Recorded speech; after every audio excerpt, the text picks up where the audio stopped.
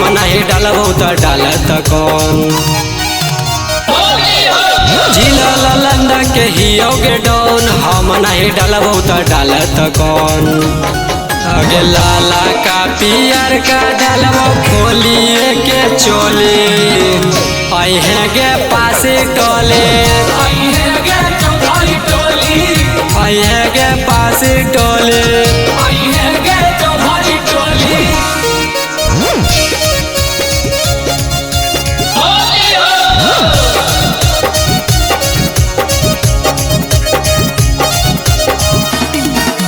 Music by DJ Sarfaraz.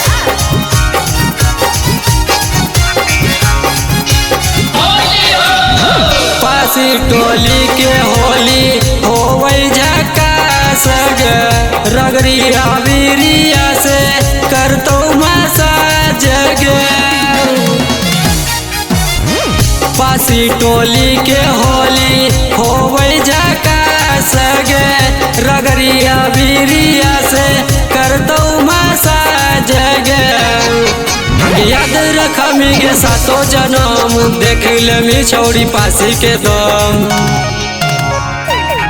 अरे याद रखमी गे सातो जन्म देख लेमी छौड़ी पासी के दम।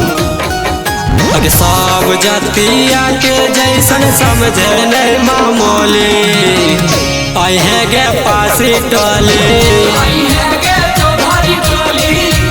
है गे पासी टोली आई है गे तुम्हारी टोली।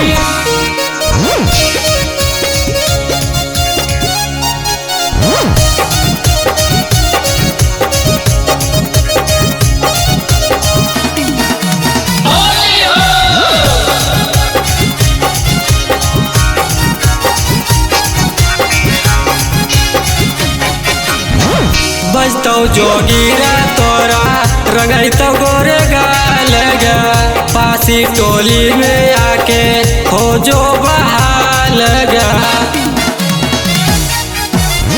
बजतो जोगीरा तोरा रंगैतो गोरे गाल गा पासी टोली में आके हो जो बहाल गा। पुआ पुलौड़ी बना ली है गे मैया के अपन मना ली है गा। पुआ पुलौड़ी बना ली है गे मैया के अपन मना ली है गे। आगे सोनू मनीष रहतो छौड़ी उहे टोली आई है गे पासी टोली आई है गे पासी टोली।